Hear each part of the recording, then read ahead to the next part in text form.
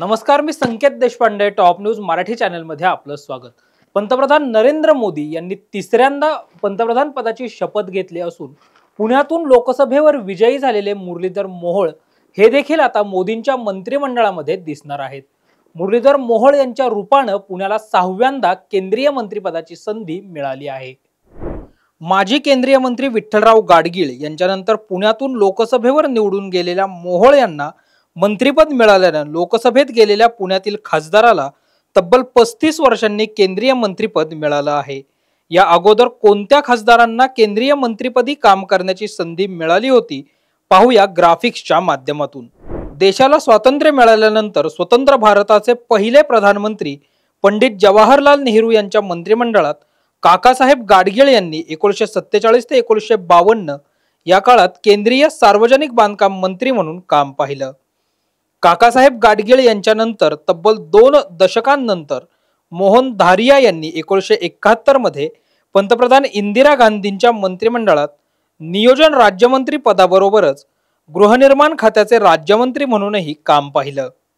पुढे मोहन धारिया यांनीच मोरारजी देसाई यांच्या नेतृत्वाखालील जनता पक्षाच्या सरकारमध्ये 1977 पासून पुढील 2 वर्ष केंद्रीय वाणिज्य मंत्री म्हणून काम पाहिलं.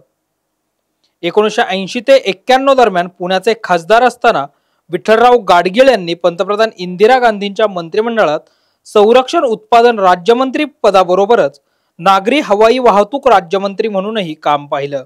इंदिरा गांधी यांच्यानंतर राजीव गांधींच्या नेतृत्वाखालील मंत्रिमंडळात विठ्ठलराव गाडगीळ यांनी माहिती व प्रसारण खात्याचे मंत्री म्हणून काम पाहिलं.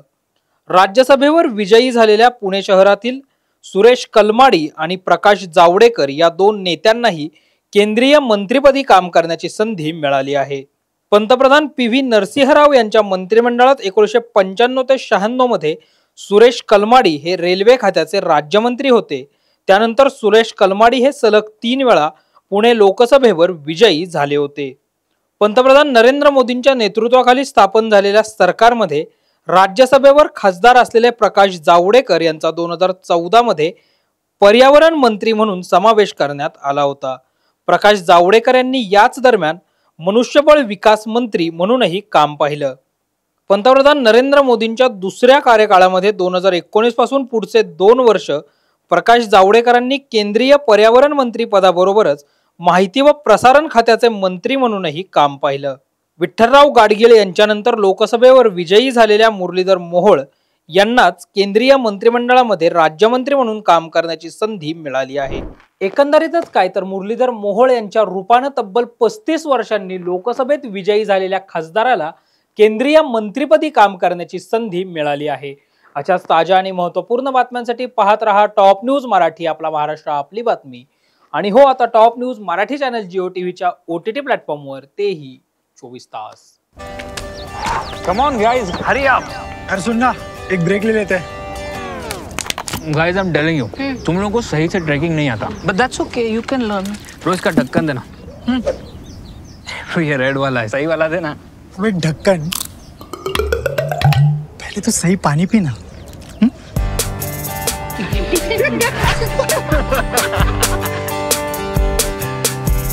Manikchand Oxyrich, proudly Indian.